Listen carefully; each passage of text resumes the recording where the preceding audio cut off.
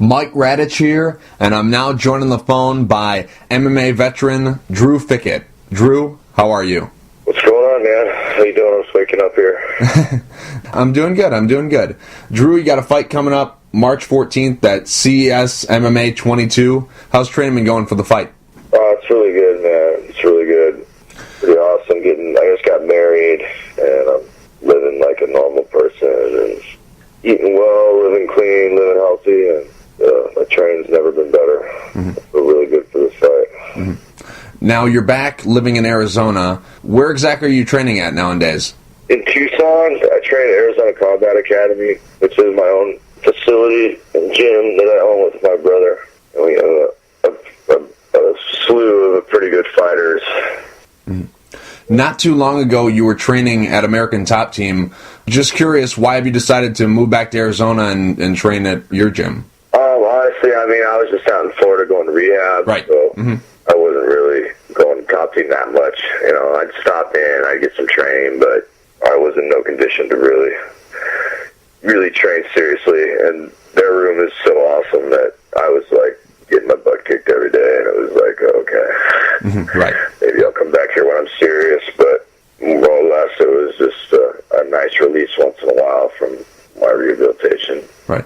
Now, the rehab facility that you were in Florida, how long was that term that you were on? You know, how long were you supposed to be there? You know, how long did you, I guess, serve? I don't know what the right word is. Yeah, how long were you in there? I was in Florida for 4 months. 4 months? And then I came back. Well, I flew back to help my buddy Dennis Hallman train in Washington State before he was supposed to fight, but then I guess he missed weight. But, right. Yeah.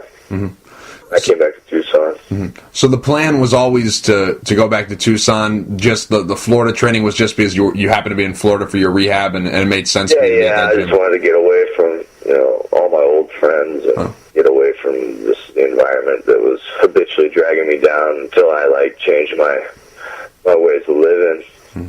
How are you doing right now? Because it's been well documented that you've had some problems in the past. That, give us an update. How are you feeling right now? I'm feeling good, man. I'm feeling real good. I'm feeling ready to fight. I don't have a lot else going on. I took up reading. I read a lot now. It kind of replaced my addiction and all that adventure I was looking for. I read a lot of suspense novels and action novels. It's pretty cool. It's a nice replacement for me, personally. Sometimes I stay up late at night reading, but my training's awesome, man. I couldn't ask for a more humble, more hungry, young, passionate set of guys that are all ready to turn pro if they haven't turned pro already.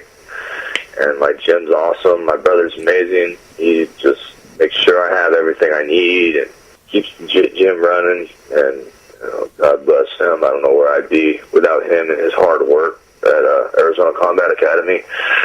And I'm just really, really happy, man. Everything's on the up and up, and living real normal, and finding pleasure in simple things, which is really different for me. So it's good, man. About to go on my honeymoon today for a couple days. Me and my wife are going to Northern Arizona, so it should be nice, and come back and then get it going. Now, you split from your old management company, Apex Sports Management, run by Jason Chambers. I'm just curious, why did you decide to stop working with them? I don't want to discuss that right now. Fair enough. Okay, I understand.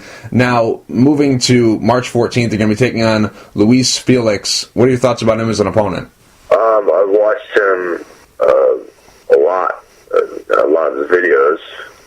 I don't know how he's a person or anything, which would also always help, because if I know the guy emotionally, it kind of helps me learn more about how my fighter's going to fight. But from the videos, he looks very athletic. Looks like he's got great endurance and has an idea about range on his feet. I see a few openings I can exploit to get it to the ground. No mystery that where I'll be trying to take the fight. And look for the choke. Death by rear naked choke? Death by rear naked choke, buddy. Now, I saw a post you made on Facebook about being ready to fight. This was back in about January. I'd say that you said that you were ready for a fight. You're hungry for a fight. Your skills are better than ever. Your technique's better than ever. You're ready for a fight. You said that you were looking for a worthy opponent, a worthy victim, as you put it. And I guess since you signed for this fight, you view Luis Felix as a worthy victim. But in that post, you also mentioned that to save travel costs, you will drive your motorcycle to the event. Is that still on the table? Or are you planning on doing that? No, they decided to fly me out. Okay. I said I would drive out there, but they said, it's all right. We're going to fight your main event and not really spare any expenses, so it's all good. We're going to fly you in a corner out. I was like, all right, well, I don't say I didn't offer. Mm-hmm. But that offer is still on the table to anyone else who employ you, right? Yeah, sure, why not? I want to thank Patrick Sullivan and the guys at CES for taking a leap of faith in me, and they're not going to be disappointed with my performance. It's going to be an exciting fight. I love the New England crowd. I love the fact that I'm fighting in New England, and I can't wait to get it on March 14th in the CES. I saw an interview you did a while back. It was when you fought for a Texas show. It was Worldwide MMA. I believe that was the card you fought on. And it was after that fight you did an interview, and you had a very good quote in there that caught my eye, and I really liked hearing that because when people are dealing with a new promotion, you never really know what kind of person they are until you actually meet them. And the quote you had was something along the lines of, I don't have it in front of me, but when you go to a show, all the people know who you are. You're main eventing a card. You're a well-established vet. You have over 60 fights. You fought some of the best guys and beaten some of the best guys in the world, and you've fought in all the big shows out there. So you know that they're going to treat you good. But you look at the up-and-coming guys, the guys who are on the bottom of the card. You watch how the promoters treat those guys. When exactly did that happen, in your career, when you started looking at these shows that you weren't that familiar with or were fighting for the first time? When did you start looking at how they're treating the other guys as opposed to how they're treating you? Well, I think there just was a natural progression of common sense. Because I'd be always trying to get a feel of how I used to fight all over the place. Right. I mean, I have fought all over the place, but before I got in the UFC, I was fighting everywhere. And then after I got in the UFC, I was fighting everywhere. And it was kind of hard. Anytime a promoter's going to fly in someone from somewhere else, even if they're not a great name, it seems like they're going to treat them good no matter what. Right. It's kind of how do I really find out what this guy's all about? And I always find out how the promoter's going to treat other people. I mean, I do that with people, in my world that I live in. I mean, I just kind of watch how people treat the waitress, or people treat the guy that's kind of annoying, or you know what I mean, just right. Random people I kind of watch, and I'm observant on how a lot of people treat those around them, not necessarily those that they're supposed to treat good, like their wife and their students, or their family, or I mean, obviously, some people are kind of snaky in a way that they treat it as supposed to treat right, and then when no one's looking, sometimes they become a shade ball, and that's how I find out a lot about people. Is I find out how they treat people when no one's looking. Mm-hmm. Now, last year you only fought once. You fought Andre Winter in Kansas City. That was the only fight of 2013. That's kind of a new experience for you, because usually you fight anywhere from 3 to 6 times a year. Last year you were only able to get in the one fight. What was that like? Well, it worked out all right, because I tore my rotator cuff a month before the fight. Mm-hmm. So, I mean, I still fought, because I'll fight with one arm, one leg. I don't care. I'll do whatever I have to fight. But I had an awesome performance, and I don't think it really affected my fight too much. Maybe just trying to finish, but I fought really well, and I was excited about it. And I don't know, man. I'm getting a little older, but I don't feel the injuries taking a toll. I mean, because of my style, I just don't take a lot of damage. Even against a really good striker, Andre Winter, I didn't really get hit. So, I mean, if I can fight people like that and not take damage, I can fight as much as I possibly can.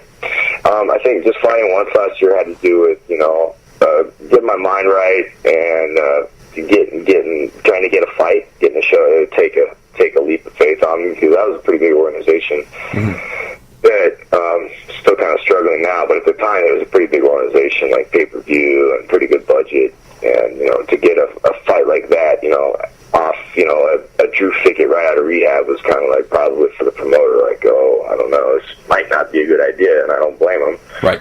But, after that performance, it was like, okay, well, maybe this guy's for real. Let's, probably get some more fights off that. So now that I got someone that's willing to, like, fight me regularly, I'll show how consistent I can be and how really changed I am as a man and as a fighter. And I'll fight as much as I used to. I mean, I just love to fight. I love to compete. It's a great release. It's a great exhibition of, like, my art and what I love to do. And, besides that, you don't get any better if you don't compete. The competition is the best practice. I think Bruce Lee once wrote that in Down, Jeet and Do. Mm-hmm. Now, what exactly happened to Global Warrior Challenge? You were supposed to fight for them in November, but the card ended up getting canceled. Are they still in business? I really don't know. I know they're trying to put on another event. I think they were shooting for June. They're pretty solid Christian-based family in Kansas City. They got a big family, and I know there was some health conditions that they were going through, and they had a lot of people trying to snake them for the organization. So, I mean, best of luck to them. I hope they figure out a way to have another event, because I enjoyed fighting for them. Mm-hmm. Did you have a role with the organization? Because I remember seeing stuff on Facebook that people were, asking you how to get on this card, and you were posting a lot about the organization. You were really pushing these guys. Did you have a role with the organization, or are you just a fighter who enjoyed fighting for them? Yeah, I was like, me and my manager decided to do some of the matchmaking for the next card that was supposed to be, like, last winter. Mm-hmm. And we really put a lot of effort into it, and I don't know, it's definitely a different world, the promoting world, and there's just so many things that didn't follow through, or didn't happen that were supposed to, and it was just kind of frustrating at the end that we ended up just not having a show. So, but I did get to learn a lot about, like, the promoter aspect inside of the fight game, and although it was very interesting and very educating, it showed me that I don't belong in that realm. I definitely don't aspire to have any career as a promoter. Right. Even though it was very wise to learn about the other side of, like, how the promoter thinks and works, and what what some of their worries are and problems and things that they have to deal with. It was good. It was very enlightening. Mm-hmm. Now, you were supposed to fight. Also in November, you were supposed to fight Ched Dietmeyer at Rage in the Cage 169, their 15th year anniversary show. You were supposed to be the main event, but you withdrew due to injury, knee injury, actually. What exactly was the injury, and how serious was it? I tweaked my knee enough to where if I fought, I felt like I was going to hurt it, like, permanently. But it healed up, over like a month or two's time. If it was for an organization that was actually paying me and had health insurance that I could, like, maybe risk a serious injury, I probably would have still done it. But Raging the Cage's insurance is notorious.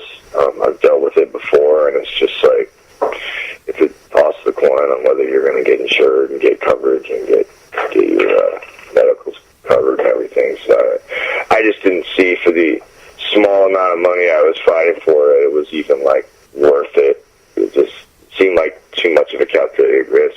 Mm-hmm. But at the same time, were you a little disappointed that you couldn't fight on that card? Because that was an organization where you got your start at, and this is their 15th year anniversary show. It kind of made sense for you to be on that card. Were you a little disappointed that you couldn't fight?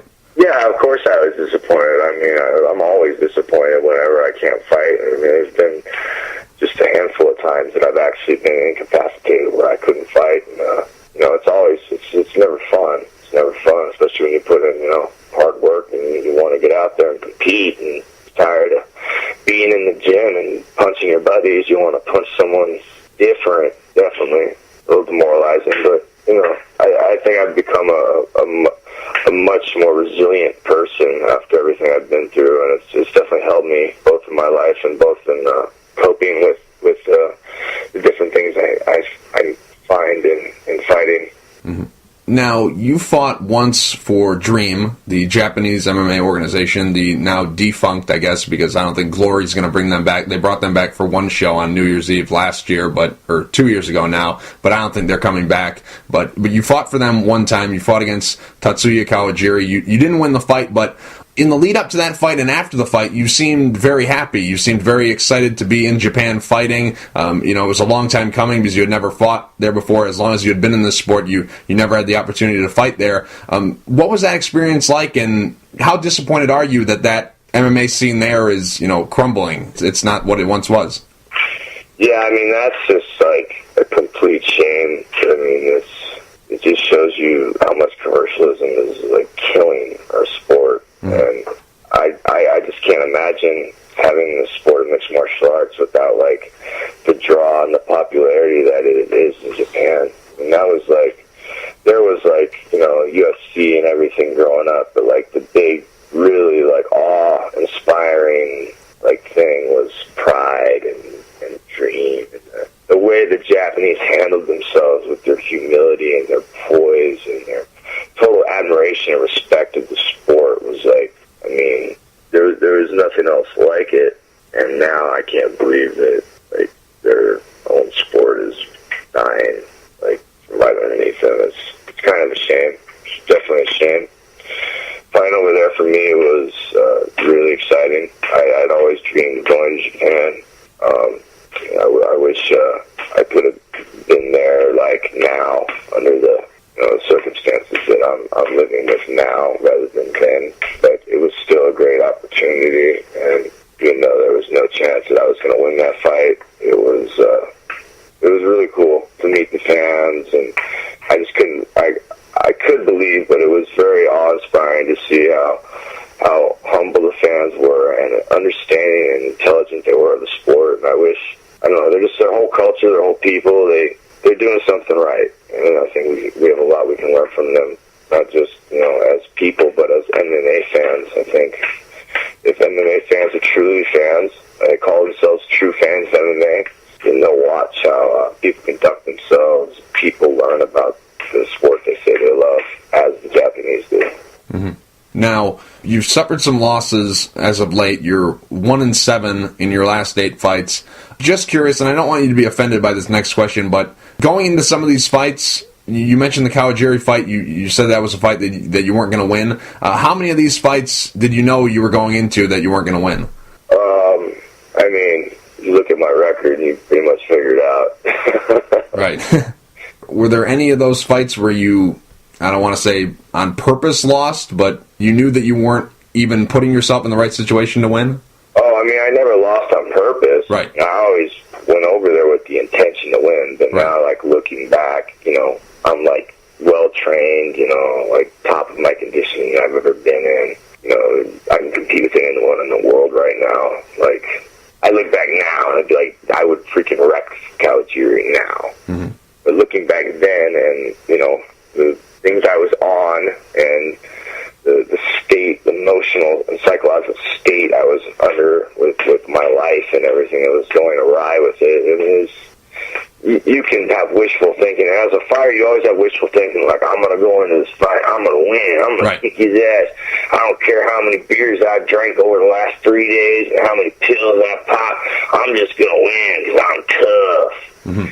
And that's just like an attitude that, at least I know that, like, a lot of the fighters have, that they can just flip the switch. And I can always flip the switch. And it was working for me for a while, no matter, like, what state I was in. I was able to, like, pull out some wins, like Mark Weir and, like, some other big, tough, talented guys. I was able to, like, do whatever I wanted and still win the fights. But, sooner or later, it all catches up with you. And then you're living in a world that's, like, you're completely disillusioned, thinking that you can do things that you can't. You don't have realistic goals for yourself because you're not in, like, a sober, right state of mind.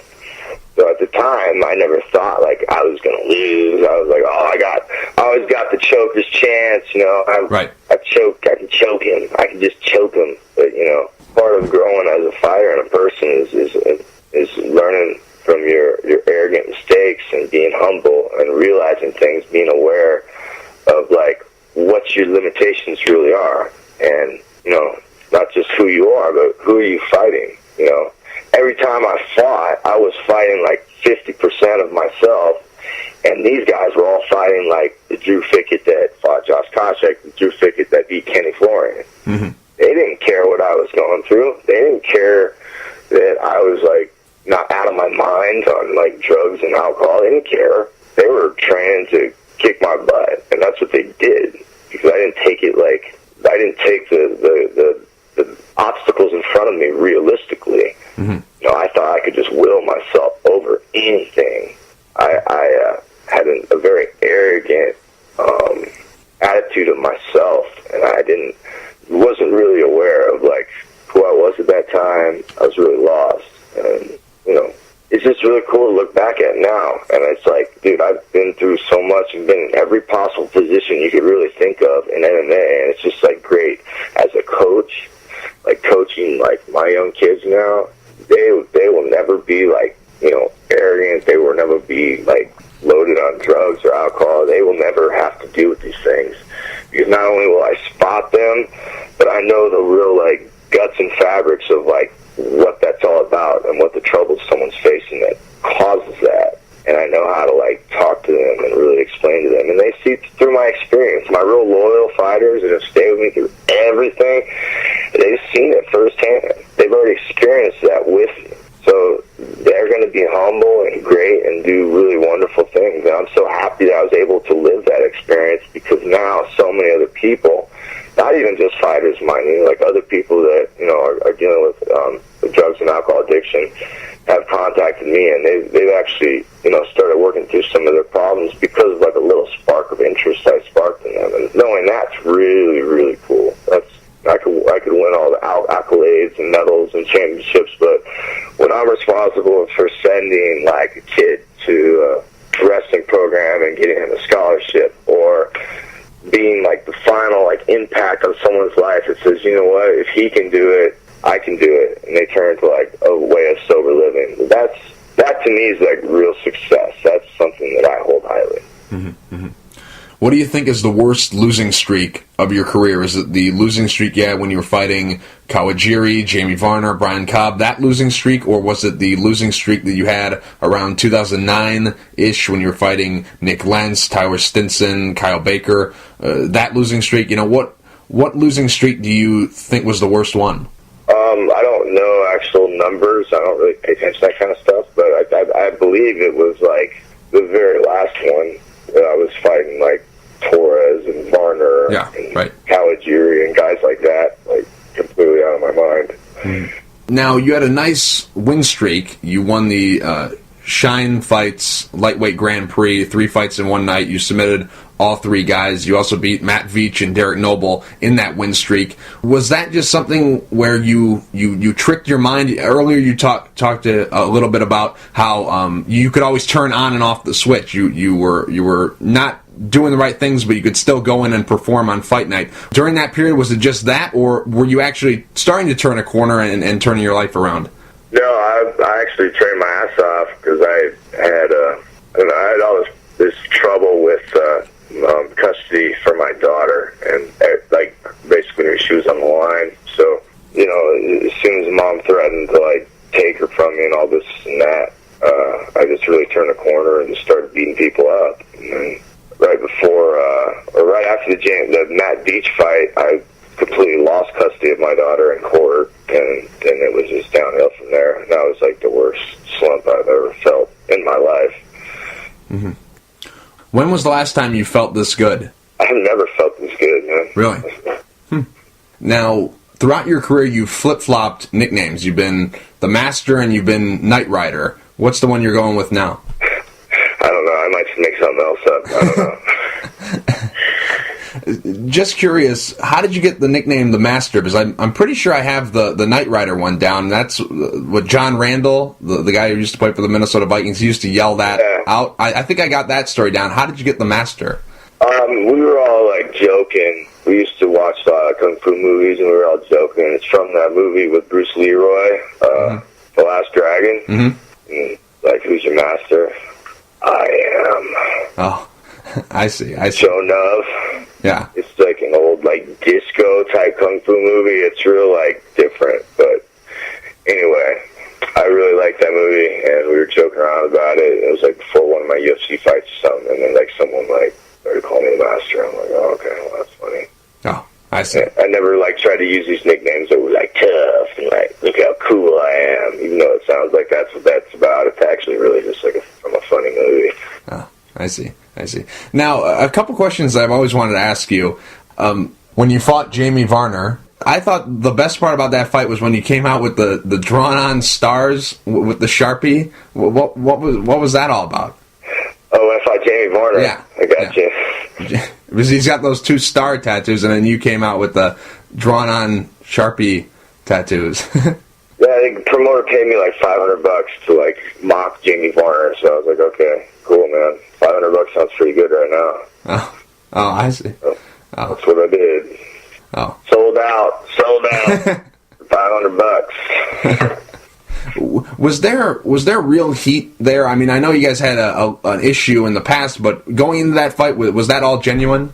No, it was just for camera stuff. It was kind of a stupid enactment for me, but that was kind of the way I was handling the character for the whole like training camp. So it kind of pushed me into that one after I put some videos on YouTube and whatnot. So it'll be the last time I ever do that or allow any of my fighters to mock any of their opponents jokingly. It's kind of not cool.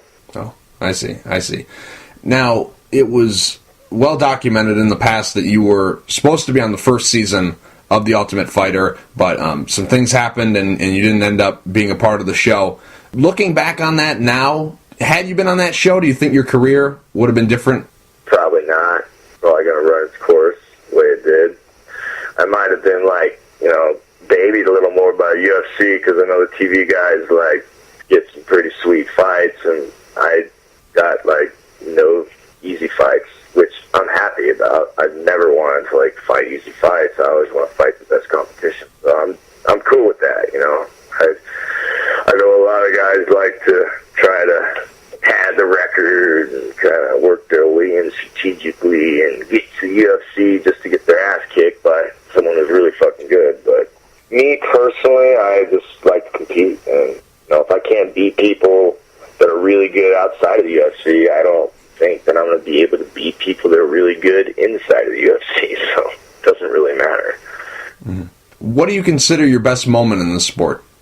My best moment was probably definitely when I choked out 3 guys without getting hit, including Dennis Bermudez at the Shine tournament. It was definitely a zone moment and pretty exciting, and put in a lot of work with a lot of good people, and we were living the dream at that point. Mm-hmm. Yeah, that night was a incredible performance by you. It was just, like you mentioned, you never got hit. You submitted 3 guys without really getting touched. After all those fights, you looked like somebody who was, just in the stands. You looked like someone who was just a spectator. You didn't have a mark on you. Was that the first time that you ever fought in a single night tournament, 3 fights in one night? That was the first time I ever fought 3, yeah. I fought 2 at another point, and I also actually fought Carlo Prater in that tournament as well. But yeah, that was a fun experience, man. That was definitely goes to show what like we are capable of if we really like apply ourselves, and with a little luck and a little hard work, everything kind of falls into place the way that we mean our training and our competition to go. So I always relate everything back to that, like, okay, this is how I'm gonna get to Shine shape. This is how I'm gonna perform like I did in Shine, like. And I'm there. I'm definitely there. I'm just excited to see how my skills have advanced, and really excited to fight for CES on March 14th, next Friday, in Rhode Island. So, buy your tickets now, guys. It's going to be cool. Just curious, what did you do with the cup that you won at the Shine Fights tournament? They have like a Jesus is Lord sticker on it, and I got it up in my gym somewhere. Here's a better question. Did you ever drink out of it? I'm sure I did, but I just don't remember. That was a pretty rough couple months after that one. Okay. I had a lot of friends you could say, after that fight. Mm-hmm. Definitely. On the flip side, we already got your best moment, but what's the worst moment of your career? I don't really think there is any worse moments, man. I look at all the obstacles that God puts in our path as opportunity, When something bleak and really rotten kind of rears its ugly head, you got to go one of two ways. You can go up or you can go down. And, I've gone down and down and down, but I've also learned that from all those crazy and terrible, miserable feelings and experiences, it's really molded me into like the wise and understanding and hopefully great man that I am today. Mm-hmm. You're only 34. For as many fights as you've had, over 60 fights, and you've been professional since 1999. Some people would think that you'd be older than just 34, but you touched on earlier that really you don't have the mileage on your body that some of the other guys have who've been in the game as long as you because of your style. Realistically, how many years do you think you have left in the sport? I really don't know. I've only been 33 once, and I don't know. I haven't really talked to a lot of like older fighters. My really good friend Dennis Hallman, he's like a few years older than me, mm-hmm. and he's going strong, just fine. So I really don't know years wise. I just know like you said, the way that I fight, and as good as my defense is on my feet now, like I'll never be knocked out again. I'll never get hurt in a fight again. I'm absolutely sure of that.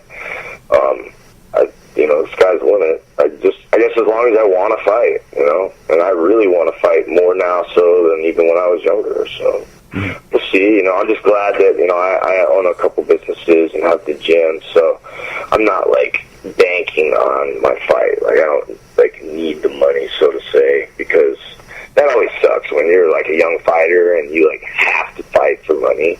Mm-hmm. It's the worst position to be in.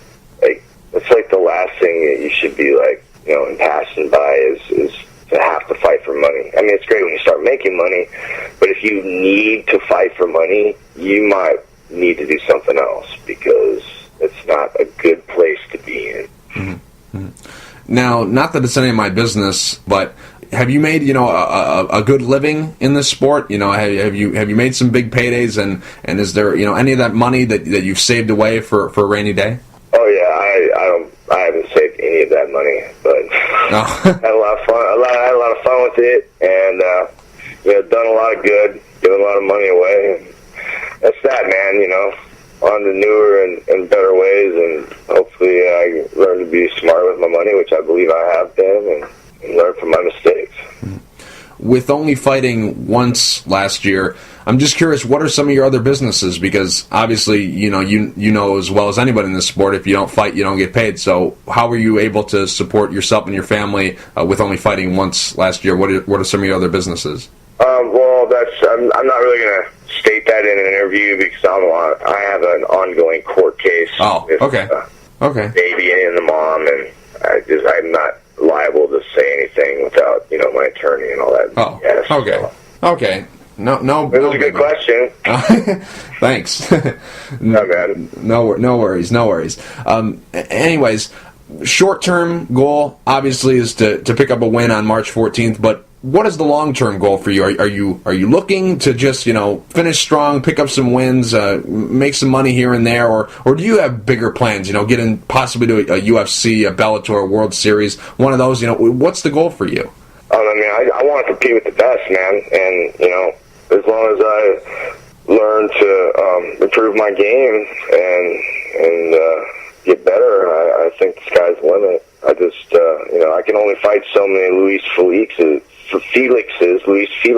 until there's not another tough competitive guy around. So like I said, my last big win was probably Dennis Bermudez in the UFC. So if that's where the competition's at, then I got to prove to everyone and myself that I can be consistent over the long haul and get the job done. Mm-hmm. When was the last time you talked to Joe Silva? My manager Adolph is in pretty constant contact with Joe, and they've made it notice that they want to see me consistent. And, from a business standpoint, they know I can beat anybody, but they don't just want the guy who can beat someone really good one time. They want a guy who can be consistent, which is understandable. So I'm going to show that to him. Are you done fighting at welterweight, or would you consider going back up in weight for the right offer? No, I wouldn't fight at welterweight. That's like completely out of the question. Guys are so big at 170. They're only 170, like 200 pounds. I walk around at like 170, so yeah, that's out of the question. Now, is featherweight, is that in the question? No, I like to fight at 155, man. I really do. I like 55. I feel strong. I feel fast. You know, and I also have a lot of problems fighting guys shorter than me. Mm-hmm. It's really hard for me to like take their back and choke them out because their necks are so much lower from my arms. So I prefer like right where the weight than I'm at. Mm-hmm. Now, you've touched on it a little bit. You've talked about your students and the relationship you have with your students, but I'm just curious, who are some of your coaches? So my coaches growing up were Joe Solario. He's like a wrestling veteran here in Tucson. Grew up and went to Sunnyside High School. And then I have my boxing coach, Pedro Martinez. He coaches my boxing at Arizona Combat Academy. He's a great striking coach. Then I also have Tony Leone, who's the head wrestling coach at Sunnyside High School. And Tony Leone is kind of a funny story. I was his wrestling coach in high school, and he actually got like a nice scholarship to go to a good like NAIA school and get an education and everything. And he came back to town, and he got the head coaching job at like the top 10 wrestling school in the country, high school team at Sunnyside High School. So he's just a great coach. He watches crazy amounts of video, and he is definitely, I consider him probably my best like coach of MMA, especially when it comes to wrestling and some of the details that he just watches, you know, all the champions and everyone, and he can just like dissect like all these details that people are doing now, you know, to help me evolve, to help my wrestling and my MMA game evolve. So I consider him definitely one of my best and most valuable assets leading up to where I am now in my career. Mm-hmm. Definitely. Now, Drew, real quick before I let you go, do you have any sponsors you'd like to thank, and is there anything you'd like to say to the fans? Yeah, I just want to thank Arizona Combat Academy, greatest gym in Tucson, and I love everything they do for me, and my team, and my wife. Thank you, Anna, I love you, and my brother Buck, he's the man. And if you guys want to sponsor me after I start beating people up, then let me know, because I got new sponsors. Really? No sponsors? New sponsors. It is what it is, I guess. Oh, well. Drew, thank you for taking the time to talk. I really appreciate it. Good luck March 14th at CES MMA 22 against Luis Felix. Hoorah. Thanks, Mike.